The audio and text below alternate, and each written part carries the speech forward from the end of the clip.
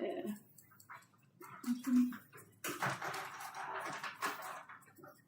All right. Welcome to round 6. Okay, the motion for today's debate is this House believes that New Zealand's laid-back cultural norms, i.e. prioritising informality, low pressure and work-life balance over ambition, competitiveness and formality, do more harm than good. Speaking times are 7 to 8 minutes with POIs between 1 and 7 minutes. So I will clap once at 1 minute, once again at 7 minutes and twice at 8 minutes. Reply speeches are 4 minutes long, so 1 clap at 3 and 2 claps at 4 minutes. With that, I welcome up First Affirmative to begin today's debate.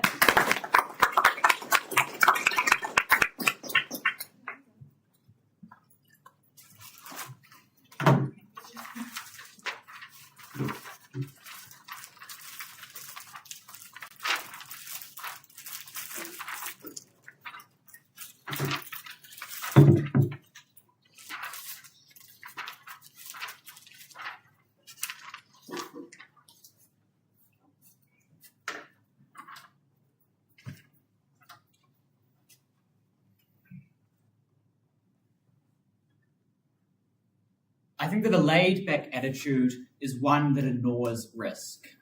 It is one that assumes that everything is okay and that everything will always be okay. And it is one that has led to us ignoring the problems and the risks that face our society and meaning that people are unwilling to solve them. I'm going to start with some setup, then 2 points for you. Firstly, why I think this leads to the ignoring of social problems. Secondly, why I think it leads to the ignoring of safety. So finally, I'm going to tell you why we get better economic growth. Starting then with some setup. Firstly, what do I think this narrative of laid-back culture looks like? I think there are 2 parts to this. I think the first part is it's about people and whether they are allowed to hustle and try really hard to achieve something, or whether that is simply trying too hard, whether they need to be laid back and not go after the things they want. But I think the second part of this is mostly a disdain for rules and for regulations, for the things which are there to try and protect us. It's the idea that things are okay, that there is no risk. Okay, it's the she'll be right attitude. I think it also looks like a chill workplace and people not worrying about the formal rules that exist in these scenarios. How do I think this changes? I think firstly, it means that people are willing to recognize seriousness, and to people saying, actually, this problem is serious, that things are allowed to be important, that you're allowed to try and go after and solve these important problems. Right? I think it's the idea that you should work hard for what you care about, whether that be money or trying to solve a particular social issue. Final piece of setup, who do I think this narrative affects? I think it affects everyone, but mostly in a very social way, because I think it changes the way that we view and judge others and their actions. I think this means that it's going to be most powerful in social situations in the workplace, where you feel yourself to be very judged in your actions by those around you, both in the way that they actually judge you and the way that you internalize that, the way you change your actions based on how you think people will perceive them. I'll take that POI now. Okay, do you think an ultra-competitive capitalist world would have introduced lockdowns that harmed the economy like we did in New Zealand? Yeah. Because I think there was a very strong economic case for lockdowns, but I also think the case that I'm going to make to you in a moment is that had our attitude been even more laid back, we would have been far less likely to institute lockdowns, because we would have thought that the risk of people dying was not real, that it was not worth taking this very large step, because doing a lockdown is definitely not a very laid back thing to do. Okay. Firstly, then, on why I think this leads to the ignoring of social problems. Note that caring for something in a world where we are laid back is inherently disdained upon, because it's seen as caring about too much. It's seen as ruining your idyllic lifestyle by identifying this problem that you think is you have to focus on. I think this means that you ignore social problems in a bunch of ways. Firstly, I think that without this narrative, you have a bunch of people who spend a lot of their time fighting for social change because they're proud to be working hard for something they're not going to get socially disdained for. I think this looks like them going to political protests, going and volunteering for a political party, but I also think it mostly looks like, on a smaller scale, them going and setting up maths classes on a Saturday for kids. It goes and looks like them doing volunteering because they care about an issue. It looks like starting an initiative in your community because you care about it. But secondly, I think that everybody as a society starts to take social problems more seriously. Notably in New Zealand, I think we have a bunch of really serious problems like mental health, like domestic abuse, like climate change that we continually ignore and turn a blind eye because we think that we are willing to ignore the risks because we're caring too much about them, right? I think this happens most clearly when people don't recognize the signs that people around them are struggling, because intervening and asking them about this would be invading someone else's privacy. It would be saying that everything is not okay. It would be very much not a laid-back thing to do. I think the comparative is that you say to your friend that they're worried about their mental health, you try and support them. But thirdly, and most importantly, I think this looks like calling people out for doing things. Because I think if your mate at work is engaging in sexual harassment, when you believe in a laid-back attitude, to go and challenge them on that, to say that that is not okay, is very much not a chill thing to do. To go and use and do a formal complaint to HR requires believing in that formality, and I don't think that's something we currently have in New Zealand. I think we have a boys' club attitude around many workplaces where whatever you do is okay because everyone's chill and friends. Fourthly, though, I think this happens in an attitude within our politics about the extent to which we are willing to do regulation to try and deal with risks, right? I think this looks like that when the Wellington Council says we're going to put barriers on the Wellington waterfront because people are actively dying every year, there is a massive amount of outrage because people simply cannot accept that ruining their picturesque view and their picturesque view of life is worth a few lives. Okay. What I therefore think the outcomes are. I think that we fail to solve the problems within our communities when we have a laid-back attitude, both because people themselves are not willing to go and work really hard for something, to give up all of their spare time and hustle towards going after a social issue because the people around them see that to be like them trying too hard. I think it looks like we have an attitude that cares more about addressing these issues. I think it looks like us doing things in our community. I think the massive example here is climate change, which in order to solve and take actions on requires you believing that there is a massive problem and having a lot of foresight that I don't currently think we have. Note that I think these issues affect the most vulnerable people in our society and they're incredibly widespread. I think, therefore, the ability to which we can change them is incredibly, incredibly important. I'll take that POI. Okay. You cite the example of the Wellington waterfront as an example why laid-back culture is bad. Do you think it's laid-back to be outraged and protest against the government because of some issue with your waterfront scenery? Well, yeah, because I don't think these people aren't going and protesting on the street. I think that sending a tweet that you're not very happy about something is probably something that exists within your laid-back lifestyle. I think that the idea that tweet is probably communicating is one that does believe in a laid-back lifestyle where safety isn't worth prioritizing. Okay. Secondly, then, specifically on the disdain for rules and safety, I think that our laid-back attitude clearly means that we don't respect safety rules and regulations. Firstly, I think this looks like safety rules in something like a workplace, particularly building sites, where these rules are often breached and not very well followed because people believe that they don't have to respect them, that they're there for a bad reason. I think this looks like the number of people that die on our building sites every year going down drastically. I think, secondly, it means that we just take risks less seriously. I think this looks like people crossing rivers when they're in flood because they think it's going to be fine, going into the mountains when it's in a massive storm, right? I think this looks like, thirdly, a disrespect for the law. I think this looks like our massive problem of underage drinking, of dangerous driving, of people jaywalking and just expecting cars to stop because they believe that nothing bad will ever happen to them. I think that the way this works is that it just accentuates the peer pressure which already exists, right? Because when you are in a group scenario, I think that if the overwhelming narrative that governs your social state is that you need to be chill and laid back, then you are never going to be the person that speaks up and says, maybe this is a bad thing for us to be doing, maybe this is unsafe, because that signals you out as the person in the group that is not laid back, as the person in the group that is breaching this shared cultural narrative. Okay. What do I think this means? I think this means that we have less people dying in a huge variety of situations. I think this means that all of the risks that we encounter every day are taken far more seriously. I think this is an incredibly concrete harm that we are willing to weigh up incredibly highly. Thank you.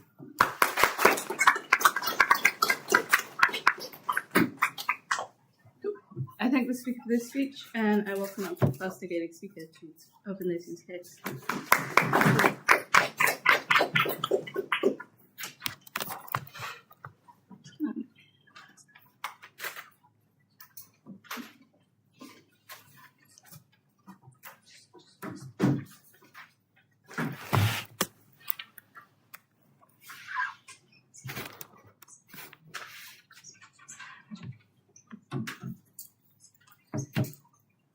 If I speak about this volume, everyone can hear me, right?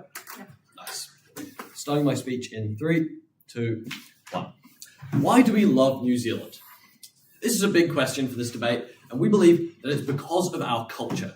Our culture of kindness, our culture of compassion, and our culture of loving those who you live with. Today, I'll prove why this is so important and why the laid-back culture of New Zealand is so inherent to why everyone loves New Zealand. So, I'll show you that these laid-back cultural norms actually improve our economy and improve our growth and improve our workers. And in the other way, and another way, we will show how it improves the well-being of the population and the mental health of the people who live in the country. So, New Zealand laid-back rules isn't just about sitting back and letting things go by. It is about looking to your friends. It is about looking at people as equals. It is looking at your boss and thinking, he's the same person as me. I can go and talk to anyone. I can go and talk to Christopher Luxon. I can't go and talk to Donald Trump if I'm in the States. I can't go and talk to Xi Jinping if I'm in China. This is what it's about. It is about having a flat, horizontal citizenship plane. Everyone in New Zealand is on the same plane. We are one people. Unlike multiple societies where rich people and poor people are so divided that they never talk. So this is why it's key. So, showing these, we can show why there's a better economy. So, when people are under less pressure, less formality, they are willing to challenge their bosses. They're willing to challenge the institutional ideas that may already be in place, and they are willing to speak up against what they believe might be wrong without fear of being ridiculed. They're laid back because they're not caring about their boss. They're not caring about being super polite. They're caring about what they believe in. This is not about being spineless. This is about the fact that they do not care for this pre-existing social structure, which is archaic. We believe in being able to talk to people as equals. This shows as an outcome that in companies they're more willing to try new things that maybe a normal worker, a part-time floor manager or something, they might come up with a brand new idea. In somewhere where there is all this formality, there is none of this culture, they cannot go and talk to their boss. They will not be taken seriously. New Zealand allows this. Bypassing this formality, it allows great ideas and great things to pass through. It allows things to happen faster as well. This leads to better innovation, which is seen through this, and it is a more healthy work environment because you are not oppressed by your boss. Your boss will not treat you as just a living kind of computer robot thingy that does work. No, you care about your bosses. You go out for drinks with your bosses. You know them. They are people to you. And a byproduct of this is that they will treat you better. They will give you more pay. They are more willing to give you sick leave, which is seen. New Zealand has amazing sick and holiday leave coverage compared to many countless of these more formal societies which believe in a less of a work-life balance. Having a work-life balance is also incredibly important because it allows people to reset, recharge, and get ready for a new day without having to worry. When you get out of work, you get to turn yourself off. You no longer have to listen to your phone. You are now at home. You can do what you love. You can spend time. This gives you time to reset and make sure that you are always acting on the best possible energy. This means that you're putting as much as you can into work every day and not becoming someone who is overworked, underpaid, and overtired and just cannot simply work for this company enough, which shows better outcomes for the workers, the companies, and the country as a whole, as everyone is more happy in their jobs and is doing more and is more productive. I will take POI. Do you think that people who get really, really stressed from New Zealand's high cost of living and low productivity just get to switch off when they go home? I would say that they get to switch off a lot more than if they were worrying at work at home. It allows them to have this as an issue. They can think about things like cost of living because they are not constantly consumed by work. People care about this. They work and they do things for this. The affirming team has again and again tried to call us spineless. They've messed up the terms. We are laid back in the way that we allow things to happen. We allow things important to happen that we want to happen. We are not adhering to this rigid social structure. We are very innovative in this way. And now we'll look at the social culture and how this is improved. So, as I said before, with the work-life balance, having a work-life balance is amazing, as it gives you much more time to do the things you enjoy. You can go mountain biking, you can go and do all these amazing things in your time, or most importantly, you can spend time with your family. If you get home from work and you can't, you get home 9 o'clock at night and you're on your phone responding to emails till 11, you don't have time to spend with your kids. You don't have time to spend with your friends. This is very detrimental to our mental health. We become absorbed by work. Having a proper work-life balance allows parents to be home. It allows them to be home for their children. It allows children to have parents in their life. Especially if New Zealand was a country where we focused on work a lot more, we focused on this drive and ambition for money alone more, we would be looking at parents working overtime day after day, children not seeing their parents properly. They will be barely seeing the people who are most important to them, meaning they do not get the proper upbringing they deserve in our country. This means that having this work-life balance allows everyone to benefit, not just the children, but also the parents, and allows everyone to have a proper, better way of socially connecting to others. So, also, it allows them to have energy to be kind. When people are overstressed, when people are overworked, like they are under a system where they are working purely for money, they will be going day in, day out. There is no care. Their bosses do not care. They do not get sick leave. They do not get vacation because there is no incentive for those bosses do not have the personal vested interest in these workers' lives. They are not friends. They do not feel like they deserve all of these things. So it is far worse because they do not get these things and they have less energy. They don't have the energy to go and set up a Saturday math class. They do not have the energy to go and protest because they are so burnt out from work. This is where we win in this part, is we show you that they have the energy, they have the time to do what they're passionate about. It doesn't mean that they won't do these things because they're laid back. It just means they have the energy to do what they truly want to do. And if it is to do that, it is to go and do a math class. It is to go and spend time volunteering. It is to do these things. And this is being shown again and again throughout the country that we do these things. Like the lockdown, the COVID lockdown. If people were so cared about the economy, it would not have happened. People wouldn't have adhered to it. They would have done things for profit. New Zealand showed that we're adaptable and we're innovative. And we took these ideas. We took suggestions from those below us and allowed it to work on. I'll take one more POI before I move on.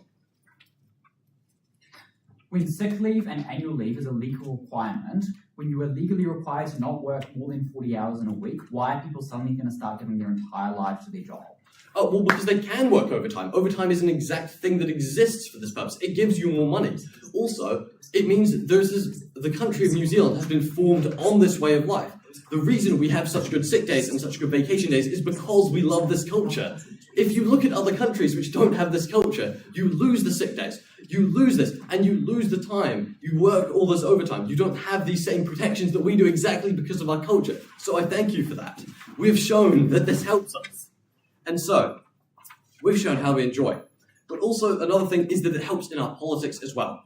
Our politics, we can suggest to our government. We can talk to our government officials. They are people like us. They are not separated on some planes. We can talk to the people who for this. This is the point of our democracy. It is to be able to go and talk. You can go and you can watch the government processes. This is a very rare thing. You can be a part of this a lot more than many other countries, which is important because you can have your voice heard. It also means that people care about each other more because they have more energy and more time. And having this means that they can be kind to each other, they can be compassionate to each other, which improves both physical, mental health, and all of the aspects of their well-being. Thank you.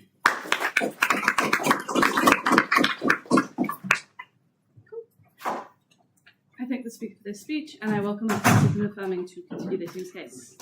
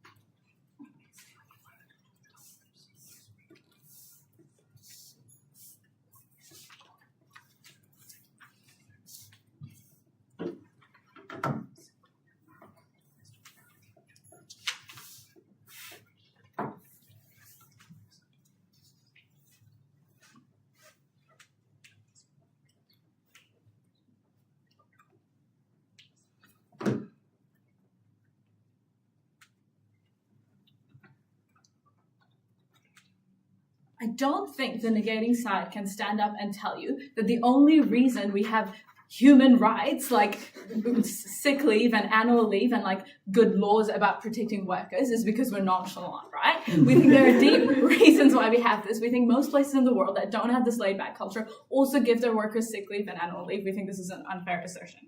Okay, 2 things to do in my speech. Firstly, I'll be talking about like the economy, and under that I'm talking about like culture in the workplace, but also our economic growth and how that impacts New Zealanders. And then secondly, about our culture and this idea that apparently we can like get social change whenever we want because we can just like call up Chris Luxon, right? Not true. Okay. Starting with the economy, we heard this massive push that if we didn't have this laid back attitude, the only other alternative is this like crazy hustle culture where everyone's constantly working till 9 at night and like have no time for their family and friends, right? Firstly, we think this is just not true. We think it is possible for you to have a healthy relationship with your job, to actually lock in the whole time you're in the office for your 9 to 5, then also leave at 5 p.m. and have time for your family and friends, have leave at Christmas. We don't think this is something we have to stand for.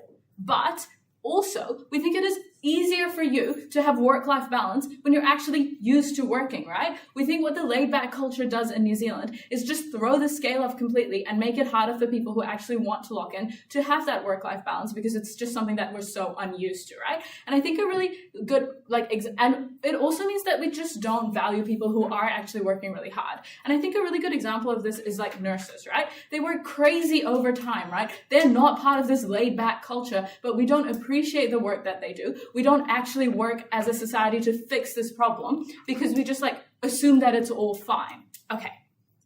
And then this idea that like you're gonna get super burnt out and therefore not have unique New Zealand innovation. I'm still looking for a unique New Zealand innovation example, but I also think that like our laid back attitude probably stops us from having like things like innovation, right? Because we just like don't have this incentive to like go out and do things. And I think Thomas clearly told you that this isn't just about money, right? We think the laid back attitude applies to lots of other things, including like just caring about certain social issues and caring about the environment. And we think innovation in all those areas would be really beneficial to society, and we are not able to get this. And I also think this applies to the arts, right? Okay.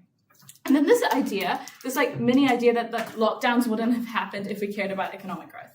That is not true, right? Every country went into lockdown. We think New Zealand, the fact that we went into lockdown so early is actually an example of us like going against our laid back culture. And we did get like resistance for this, right? We think that we probably would have had more effective lockdowns if we didn't have this laid back culture. Because I don't know if you remember, the Minister of Health literally broke the lockdown rules when lockdown was in place, right? We think that our laid back attitude probably made our lockdown significantly less effective. And then we think the economic recovery after lockdown probably would have been easier if we were just like more locked in. Okay.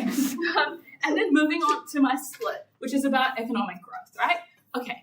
To begin with, some characterization. New Zealand has one of the lowest productivities in the world, right? There are lots of countries that have like the same amount of resources like we do, like all the small European countries, but generate significantly more revenue per hour simply because we just don't do it, right?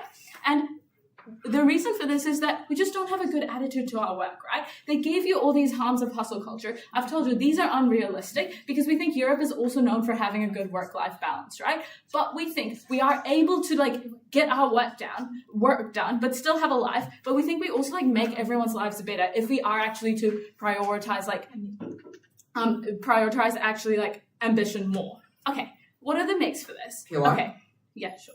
Who accrues the benefits from an economic growth in an ambitious world? The capitalist bigwig who's able to play the capitalist game well, or the ordinary person who needs it the most?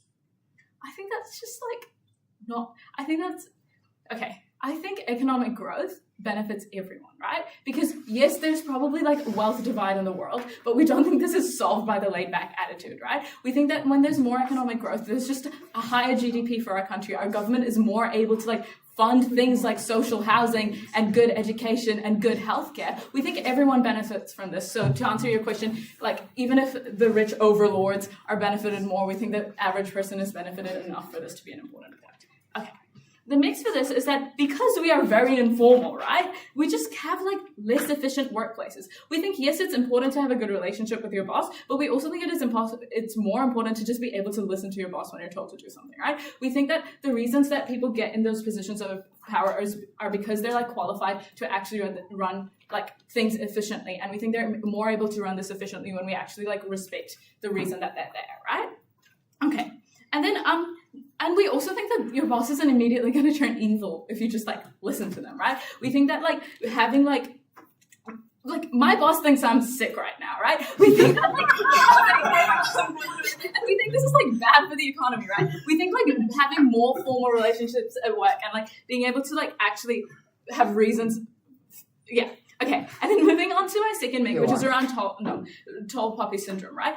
As Thomas clearly explained to you, trying too hard at work is just seen as a negative, right? And we think this is just really bad for the economy because it stops things like innovation. It stops us from finding more efficient ways of running things, right? We think like finding more efficient ways to do our agriculture would expand our economy like significantly, and we think these are all good benefits that we don't get. And we think this also like plays a role in our academics, right? Like at school, like everyone lies before a test and tells you that they didn't study, right? And we think this is a really big example of our laid back culture, right? We just don't see working hard as a valuable thing, and we think it brings a lot of economic growth and also brings just like a lot of success to New Zealand that we're missing out on. Okay, and then the last thing is that we just don't foster new ways to generate economic growth, right? Because we don't have as many entrepreneurs as any other countries in the world, and we don't get as much innovation, and we think this is really bad for the economy. Okay, the result of this is that we're just like, we have a low GDP, and that like increases the cost of living for the average person, right? And they give you a bunch of emotive weighing as to like why the average person being really happy and like having a great work-life balance is really important. We think we are more able to make the average person happier when they can like afford to buy butter, right? We think this is a really, really important point.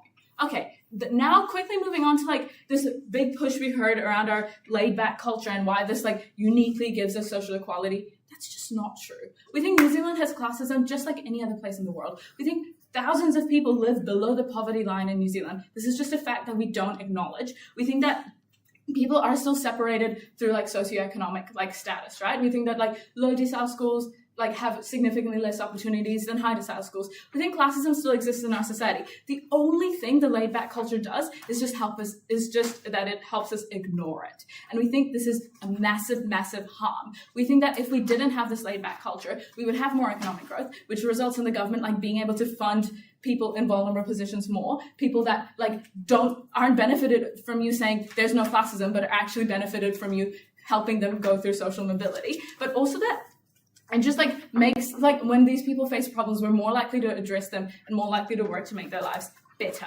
right? Okay, and then this last idea around like politics and the idea that we think America is the ultimate epitome of hustle culture, also has a democracy. We also think Donald Trump is a unique example, but we think most places, our democracies also can have hustle culture. We just don't see why those two things are mutually exclusive. Thank you.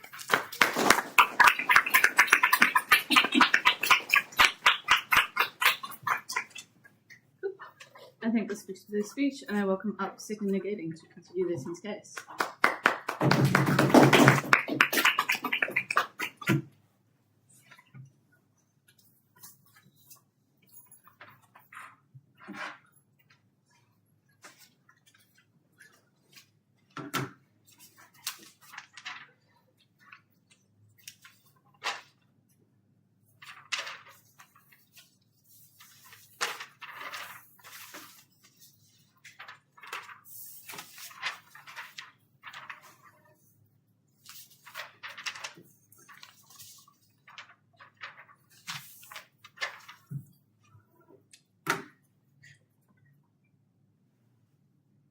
Starting my speech in 3, 2, 1. To start my speech, I'm going to start it with some characterization and framing and explaining why a world in which we don't have this laid-back attitude is one that snowballs and spirals into a world that's way more capitalist than its own, even if it's only a small change. Okay then, why do we think a laid-back attitude allows us to stay in a society where we actually support the bottom people? I think as soon as you start putting the most amount of pressure onto your children, that the most important thing is to try and accrue economic benefit, I think that is the point where they decide they put the economy, they put a finding money above anything else. Sure, you might still install into them good values. You might still, as they say, install into them that you should be like kind to others, that you should still give them universal healthcare. But I think that's going to continue, and I think it's going to spiral. I think you're going to realize later in life that the things that you do when you like put down other people are better able to benefit your friends on money. I think what most important matters in people's lives is what is their most important value. And I think uniquely in New Zealand,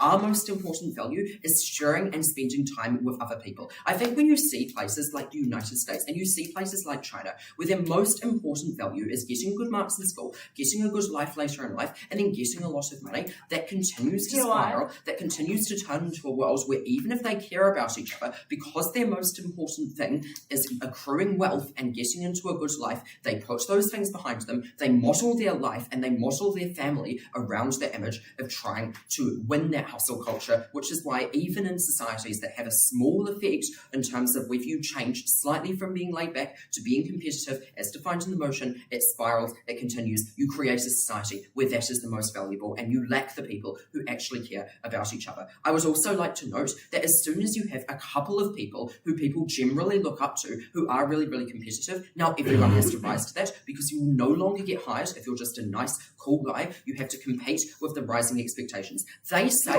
that you want a 40-hour working week, and the only reason, and you will have that on either side of the house. We don't think that is the case, because we think the only reason you have a 40-hour working week is because we accept that it's really, really valuable to look after each other and to look after each other's connection to the family. As soon as we drop hustle culture, laid-back culture, we turn into a hustle culture where everyone has to be better than each other, and it's no longer good enough to work 40 hours. We have to work 60. That's what we see in the United States. That's what we see in the United Kingdom. That's what we see across the world where we don't have a laid-back culture. Okay, then, I think there are two main clashes in this debate. I think the first clash is on society, and then the second clash is on economics. I think probably the most important thing in this debate is ensuring that people are able to have a good life and have social security. Because I think even if the average economic GDP is lower on our side of the house, I think the fact that there's less of a wealth divide means that the people who are at the bottom are still able to have universal healthcare like how we have on our side of the house, are still able to accrue benefits from a COVID lockdown that only happens if we don't care about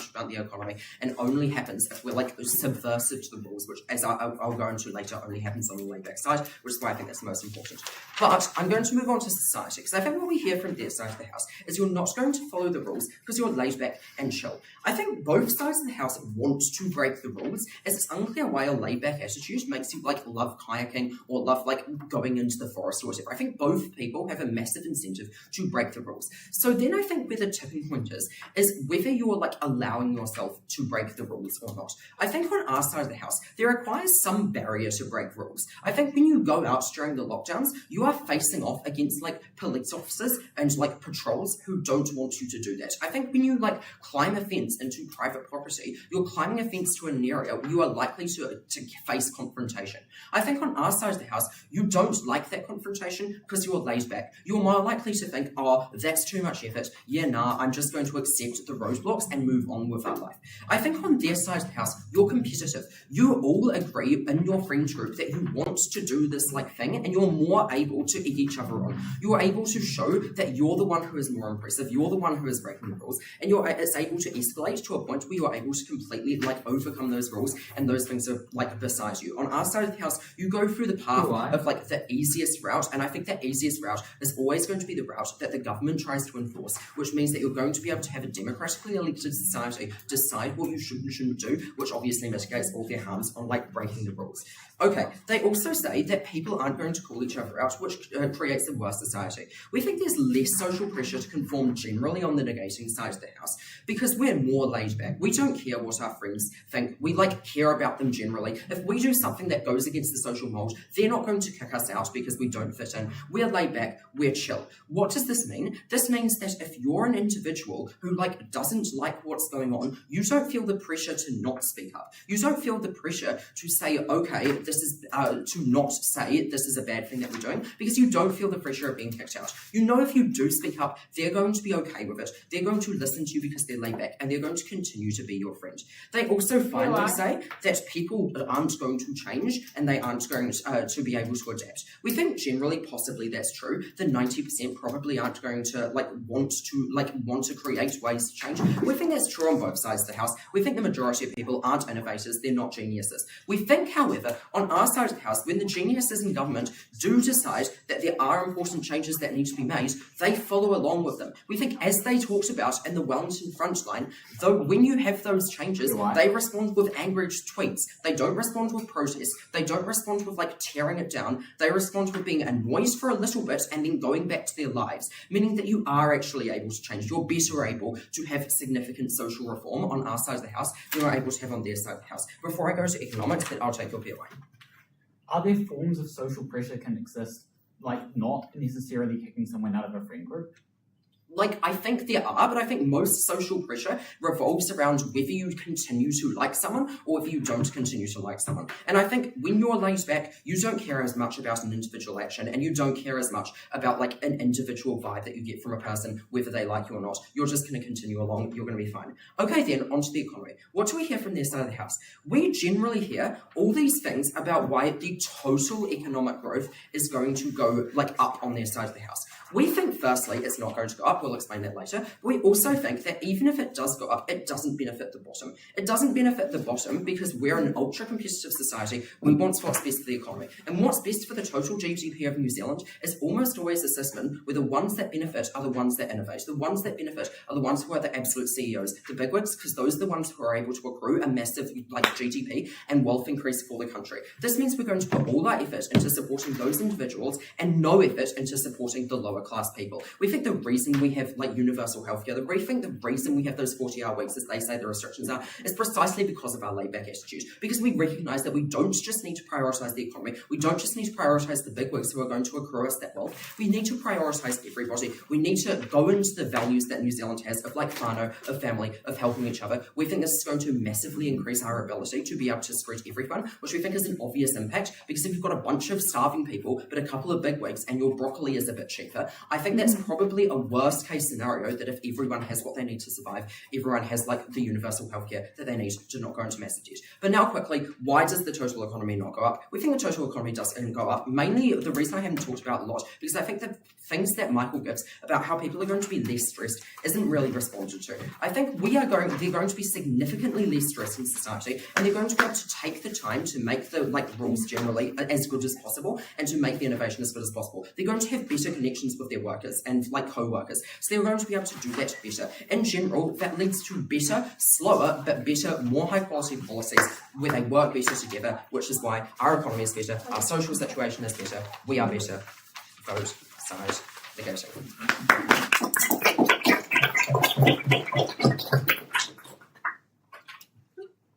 I think this was the speech, and I welcome up the other family to continue this instead.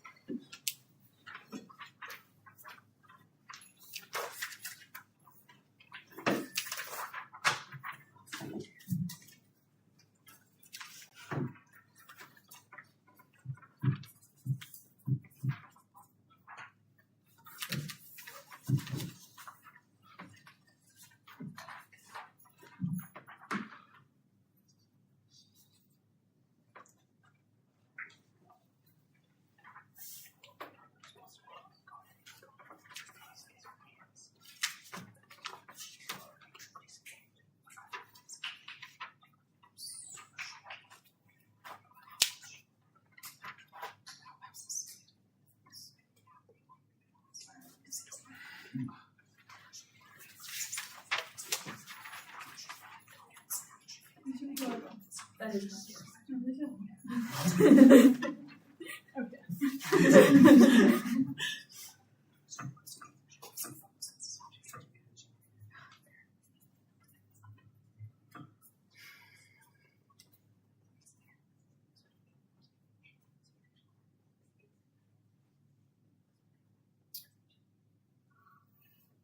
If you're uncertain about if domestic abuse is happening in your neighborhood, is it more laid back to report it or to just have a she'll be right attitude and ignore it?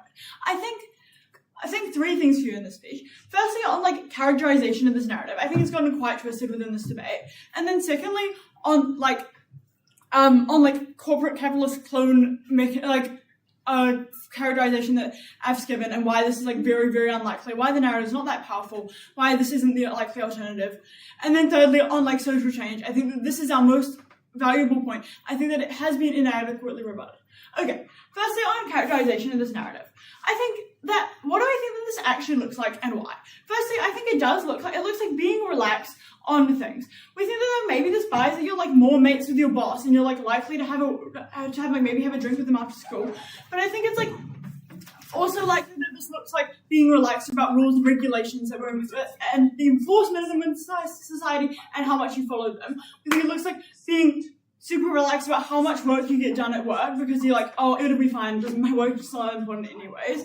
I think secondly, it looks like a rejection of ambition. I think that this cuts the material on innovation because I think at the point that you reject like having an ambitious culture, you're not going to like accept the little like low level work that's like, please, I have a great idea. You're like, I just get back to just doing like nothing. You're not really that important anyways. I think thirdly, on like rules breaking, it looks like like a laid back attitude from authorities. I think it looks like the police not enforcing some of our very important rules. I don't think this looks like kayaking. I think it looks like people not respecting our regulations, not listening to when it's safe to go tramping. I think it looks like people not having a clear understanding of when something is okay, when a risk is okay to take, because they have an attitude that they're just going to be fine, that it's all going to be okay, and that they'll be fine with it. What do I think that this means in terms of our points? Okay, firstly, on this like capitalist ideal that they try and tell us. Firstly, I think that the narrative is like actually not that powerful. I think there's like other things that give us a sick leave. I think this means like being a country with like a relatively high GDP, meaning that our government can like afford to give people these days of sick leave. I just think it's like probably a positive economic policy when your work is like not that stressed, not doing nothing at their job. But I think like being able to like not work when they have the flu is positive. But I also think that it doesn't even matter because I think that this is a culture that only benefits maybe the top 10% of New Zealanders. I think this is the big problem with their case. I think that when they tell us that New Zealanders are able to benefit from this work-life balance, I think that is only people who are able to have meetings that are actually just getting coffee with their colleague, that they actually don't do anything. I'm pretty sure that for 90% of New Zealanders who really struggle with cost of living, I think that what this looks like is that they can't not do anything. It means that they have to pick up 2 jobs. It means that they don't have a good work-life balance, but people just tell them, oh, you're not chill, you need to chill out. And I'm pretty sure when you like prioritize things like spending time with your kids in society, you ignore the fact that this isn't possible for New Zealanders when we aren't actually productive. Therefore, the people who suffer from New Zealand's low culture are the people who have to work double as hard because the people at the top are doing nothing. I think that they aren't able to like actually access this like great benefit that Nick tries to tell us because it's just so unrealistic when you don't have productivity and a growing GDP. I think that like when it's important, maybe I think that even like in their example, when they tell us that you can just like have drinks with your boss, I think then people ignore that your boss makes 4 times as much as you. I think that like they're not able to like, I think they just like when they treat everyone as equal, you ignore the like classes divide within our society. You ignore the fact that some people are working 10 times as hard to make 10 times less money. It's so unfair. I think that therefore, I think that this narrative doesn't mean that like people turn into corporate machines. I think that like a lot of people within New Zealand are already working outrageously hard. I think we already suffer from all the extremities of capitalism. I think we already suffer from a huge wealth divide. But the difference is here we're like, it's chill. I think we just sort of relax and like forget about it, wash it over. I'm pretty sure. And then, so therefore, I think that we still have people with huge amounts of money at the top. We still have people working like overtime, not being able to see their kids. But I think that the difference is the people at the top are able to get away with it because they don't have to work as hard because we don't have a culture of productivity and ambition. And then I think that like the stuff that they tell you about worker rights and stuff comes from just being a country with like highly developed GDP. I think that I've already explained this. I'm pretty sure it's not contingent on this like one narrative. I don't think it's actually that powerful, but I think it's just the way that we like have an attitude towards these things. Because notably not everyone can afford to go home at 5 p.m. to go look after their kids. It's not realistic. And I think that when under their side, they're just told that they're working too hard. Under our side, it's actually valued. Okay, I think so, okay. Then now moving on to like these social issues, I think that this is the point where we've made the most difference within this debate. I think that most of the mechanisms that we tell you at Thomas are still standing on how people are more able to like unlock ambition and work towards their goals under our side of the house, when ambition is something that's really, really valued within society, when people are able to actually make a change. I'm pretty sure the only response that we've heard about, like, well, they try to like co-opt this material. They tell us that like, oh, you're just like buddies with Chris Luxon anyway, so like he'll just like listen to you. I think that we haven't, heard sufficient mechanisms as to, like, why this is true and, like, how this happens within your society. I don't think we've had an example of when Chris Luxon just, like, listened to the average working day in New Zealand and like, oh, yeah, wait, let me ignore my lobbyist real quick, I gotta help you. I think that actually, what we have here is we just, like, have a she'll be right attitude. I think that we think that these issues are just gonna solve themselves. We don't appreciate the people who put in hard work because they're just treated like sweaty tryhards, like sweating out for a promotion. I think that they're unlikely to get actual social change when you just treat these issues as things that will solve themselves. I don't think that they've been able to sufficiently mechanize, and I think they would have to do that at third and prove exactly how they're going to get actual social change here. I think that therefore our mechanisms that we give you at Thomas are still standing as to why you're actually more likely to get social change on issues when people are like feel supported when they do things, like working within their community or starting a protest. Therefore, I think that this is the biggest thing within this debate, because I think it's unlikely that we're going to actually turn into like capitalist robots or not. I think the difference here is that you're more likely to be able to generate change within your community when people think that things are not a non-issue, when they actually respect the ambition that you're putting in, when people actually care about problems. I think that we're more likely to like want to do something about our mental health crisis, about our ridiculously high suicide rates. I think that this is where the change is in this debate. I think that we've proven that the social issues are really, really impactful. I think at the end of this, that you should weigh this really highly. I think that this is a thing that is like really, really harmful to New Zealanders when their problems aren't seen, when their problems aren't heard, when they're like, it's just a wish-wash because the people at the top can just do whatever they want because they don't have to be productive. I think that under our current culture, the people who are most vulnerable are suffering the most, the people who are hurt by these social issues, the people at the bottom who are just like suffer from New Zealand's laid-back culture. I think that at the end of this, you should weigh these vulnerable groups so highly. They are the ones who are severely impacted. I think that under our side of the house, uniquely, their problems are able to be solved and heard reasonably.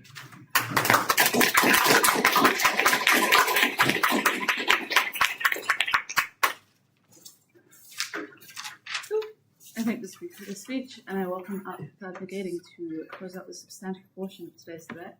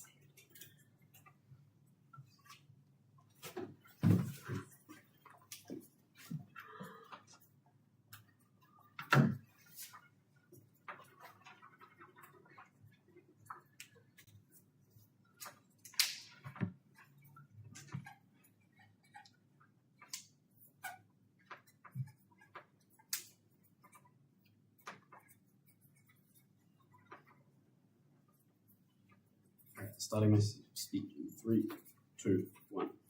I think the best case scenario for the affirming team is what they're trying to tell you, which is that only a small portion of people are going to actually be affected by this hustle culture. And most people are going to end up just being like moderately more efficient as a worker, and they're not going to be devastatingly affected by it, and their mental issues are not going to be like worsened by it.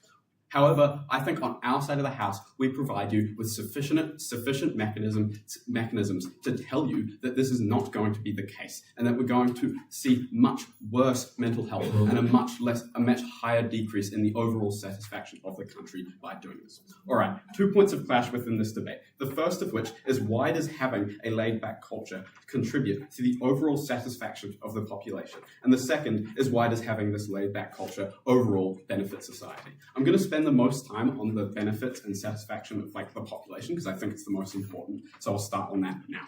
All right. The opposing team has mentioned to you a lot about negative effects on the economy due to the fact people are not going to be overall just not productive, that they're not they're too laid back to actually care about doing anything. But we've told you, if we're introducing this hustle culture, I think it's just overall drastically going to decrease the quality of life and satisfaction of the working class people who are working under the large companies, the large CEOs that you've got in the world. I think this is largely because you're going to have more people who are competing with one another to get jobs. They're going to be trying as hard as possible because of a hustle culture that isn't perpetuating being better at your job. It's perpetuating trying to be the best and sacrificing everything you can in your life to achieve this. I think because of this, we're going to see decreases in stuff like a work-life balance, decreases in stuff like spending important time with your children as a parent, because you can't do anything about it since all your time is going towards your job due to the hustle culture that is perpetuating these things in your life. I think on our side of the house, we show you that having this laid-back culture allows us to have a better work-life balance, and these people can connect with their children, build positive relationships that are going to be really important throughout their lives. This is really important, and I think it heavily outweighs the negative issues that come with the hustle culture. As well as this, the opposing team has told you a lot about if we've got this hustle culture, the people at the top, they're just going to be laid back. No matter what, they're just going to be laid back. They're not going to they're overall just going to be much more laid back, and they're not going to be putting any work in, so they're not going to be benefited by more stuff. But I think categorically, if we've got people hustling more, doing more work, the work there's no incentive for bosses to pay them more if they're just doing more work. I think if they're doing more work, all it is going to do is affect their life alone. I think by affecting their life, it's going to be decreasing, as I said, their quality of life. They're going to have less of a work-life balance. And I think even if you've got these bosses who are super laid back, they don't have to do anything. Having people working more, people putting more effort into things. I think by people putting more effort into things because of this hustle culture, sacrificing more of their time, I think no matter what, the bosses and the big capitalist structure of society is going to benefit more than the working class person. I think this is extremely detrimental towards this working class because you're taking away benefits from them, since the bosses and the big parts of society are gaining those benefits that increase economic growth. The opposing team has also told you a lot about stuff like the USA, who has in quotations a good hustle culture, since people are wanting to work really hard, want to do their best. But I think this is a really bad example in this debate because they're telling you the country who has one of the worst disparities between the poor and rich has a good culture of working. I think the fact that you've got a culture that promotes rich people within the country, even if they're super laid back and they're not putting work into stuff, I think the fact that it is promoting people to do work for the rich people, no matter what their economic situation goes to, I think this is horrible. I think the opposing team, the material they give you about the GDP growth benefiting the working class is basically null in this debate. Because if you're just putting money into the GDP and the capitalist people, there is no incentive for them to help the working class. They're just going to take this money and make the capitalist system better for them so they can thrive. We've seen this in the US. It's perpetuating the rich and poor divide. It's going to be horrible for these people. As well as this, all of this stuff, it's just going to go towards decreasing the quality of life of people. They're spending less time with their kids, all for less money. There's going to be more money going to the rich, less support from them because you don't have this laid back culture which is allowing people to do that. There's going to be more money that's going to the rich. There's going to be a bigger divide that's going to be really negative for these people. As well as this, I think overall people being in this equal playing field with their bosses and stuff. The opposing team gave you a lot of pushback on this, saying oh, Christopher Luxon is never going to care about what like the working class think. He's not going to interact with them. But when I can go to my local supermarket up in Hutt and meet Chris Hipkins, who is a Prime Minister candidate, I think that's really beneficial for me and really satisfactory for my like quality of life. I can actually interact with these politicians. I can see what's happening. I think that contributes heavily towards me because I am now able to like actually show him and he's able to see the things that need to go on in society. I think US politicians, these big senators, they don't want to go anywhere near the working class. They want to stay up the top with their lobbying people, giving them millions. They don't want to come down. The people in New Zealand, this laid-back culture, it allows them to interact with these people. I think the mitigatory stuff that the opposing team gives you is not sufficient to actually prove that this is not a factor. Because of this, I think it weighs heavily in this debate. Because of this, I think we're able to show you that the overall satisfaction of people is going to be higher on our side of the house. And I think this is very important as people overall, more work-life balance, more stuff, more time with kids, it's going to foster better relationships. This is very important for them. I think we can win on this as we're showing you like overall in society, we're going to have like better like quality of life. All right, I'll take the PO now.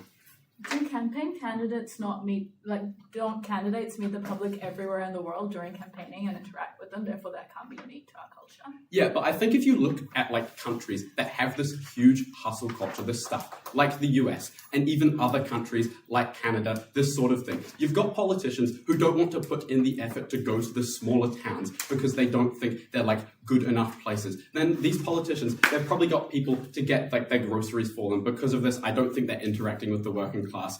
Due to this, I think it's like really negative. This laid-back culture is allowing that to happen. You've got more interaction, more like sparking of like debate with the lower people, with like the working class, that type of thing. Very important. I think like the second point of clash here, I'm spending a lot less time because I think it kind of benefits of basically everything I've just said. But I think the benefit to society this has is overall people like they're going to be more satisfied, and because of this they're going to be like more likely to want to contribute to society. I think the fact you're going to have like more satisfaction within people is going to allow them to like do like more in their job because they're going to be more motivated to, since they're like not being stressed on by like the system which is pushing them with this hustle culture the opposing team is mentioning, is apparently going to make them do only good stuff, since you know they're just going to work better. Even if you follow like the best case scenario for the opposing team, which is that you're going to have people that are mildly affected by this hustle culture, they're just going to like work a bit better, they're not going to put all their life into it.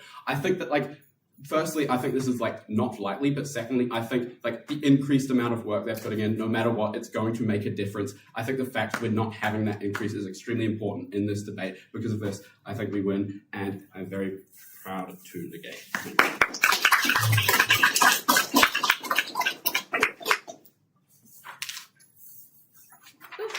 I thank the speakers for their speech. As is tradition, we reverse the speaking order, and I invite you to reply to the floor.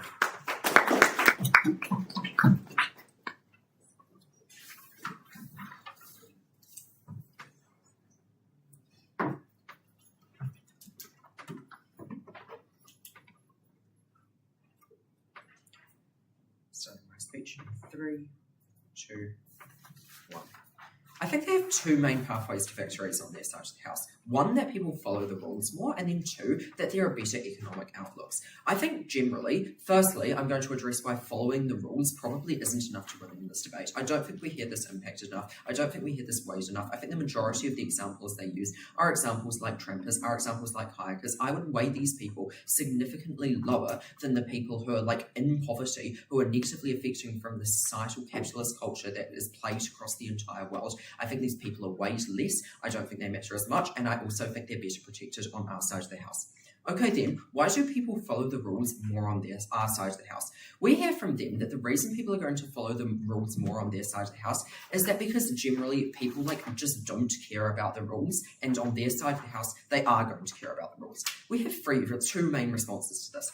Firstly, we think there's a barrier to breaking rules. I said at second that the government is incentivized to put as many barriers as possible into breaking the rules. They're incentivized to look out around the place, making sure that people aren't like going outside during the COVID COVID lockdown. I tell you that they're incentivized to, when they're private property, put up like electric fences and like make them climb a lot, and it's really, really difficult. I think we then explain why laid-back people are less likely to go against those rules when there's a high barrier, because they don't want to go against them. That didn't hear much response. I think then also we say that the comparative is one where they egg each other on because they're more competitive. We think in our side of the house they're more laid back, meaning that they're just more chill and they're not going to engage with this type of competition. They're just going to think, yeah, nah, I'm going to move on with my life.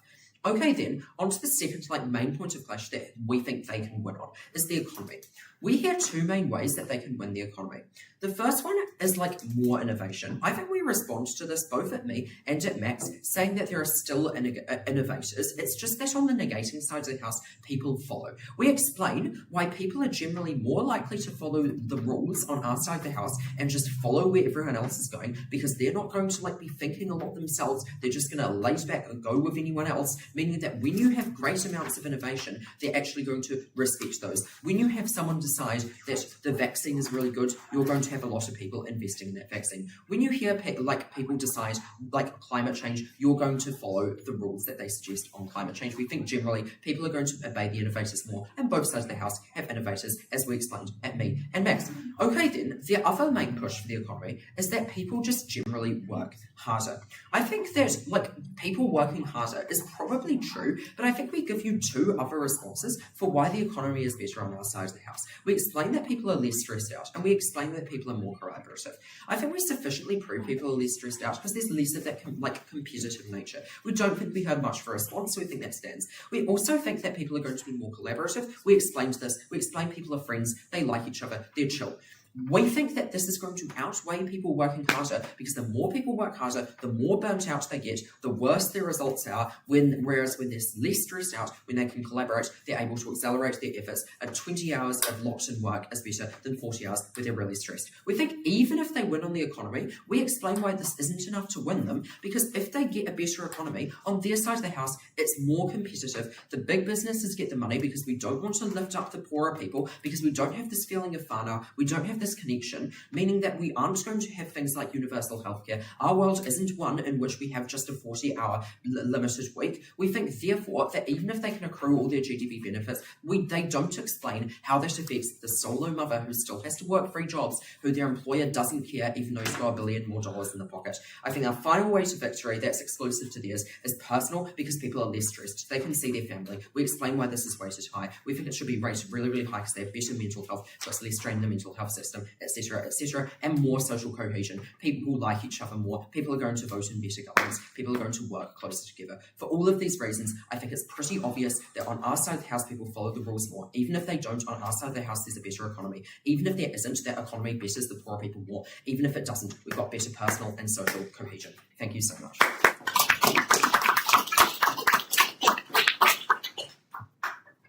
Cool. I think this speaks for this speech, and I welcome up after time to close out today's debate.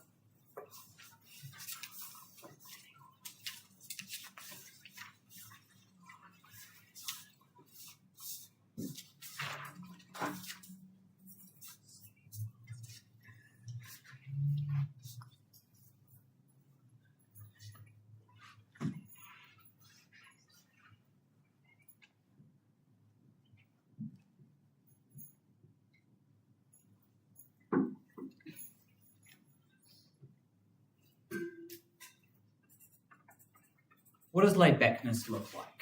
I don't think laid-backness looks like either of the two things we've heard out from Nick, which is one seems to be some version of apathy, where people are don't even want to climb a fence or do anything that requires them moving their hands more than 5 centimeters. I think the other version of laid-backness that we hear out from Nick is an idea of pure focus on the economy and on building money and not caring about anything else. I think the idea of laid-backness that we gave you all the way back at first, that we've given you down the line, that I think is the most realistic one, is one that is about actually caring about the things that matter, right? Because I think what you think of when you think of laid-backness is people not taking things seriously. It's people just doing whatever they want to in the moment because they're not going to think about the future. It's people prioritizing the here and now, not taking risks seriously, not thinking about the problems that exist, maybe not going to work a bunch because they don't want to think about their financial security in a long time. But notably, the way I think this applies to the economy is only for the people who actually have the choice.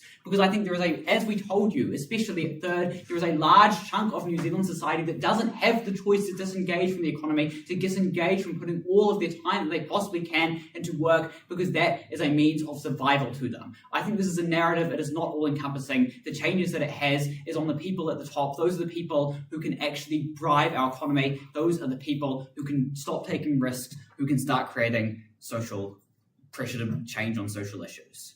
3 points for you. Firstly, risk-taking. Secondly, social issues and politics. Thirdly, work-life balance. Starting with the risk-taking. I think we've given you clear metrics about how this impacts people through peer pressure. I don't think just saying that, we're not going to chuck people out of the peer group was ever enough to rebut this, because we told you how this idea is internalized into you based on how you think this is going to be judged. I think we gave you a bunch of examples where there aren't clear barriers to this because the police just isn't chasing out these kind of crimes as we told you at third, right? I think that the idea that this can just be weighed down because it's only a few kayakers is probably a bit ridiculous when you think about the number of people in New Zealand who die every year from building accidents, who die every year in the wilderness, who die every year because they take risks. I think this is a crystal clear outcome. I think we can weigh incredibly highly in this debate when a narrative isn't going to be that powerful in any world.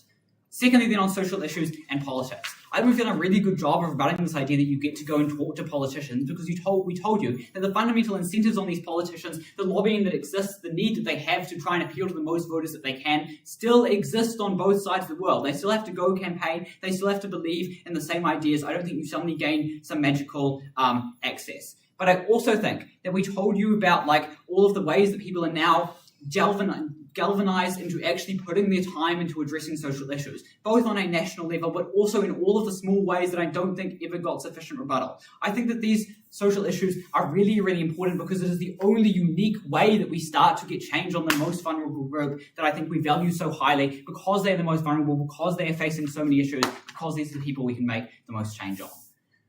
Moving then into how you choose to live your life, the economics, the productivity.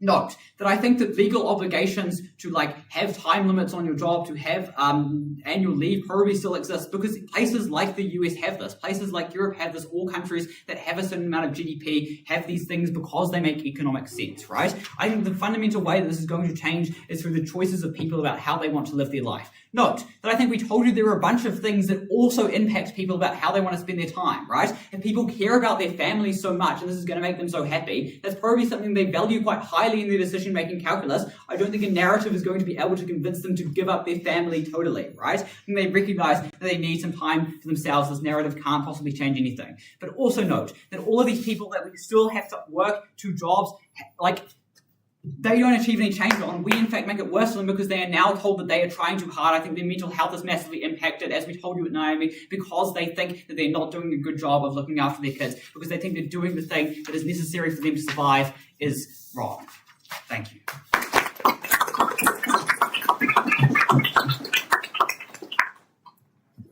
I think this for this speech. I think that seems to be a great debate, and I invite you guys to press the floor and shake hands. Thanks, everyone. Be back in 20 minutes. Wait, and how long time? 20 minutes. And this takes Good call together.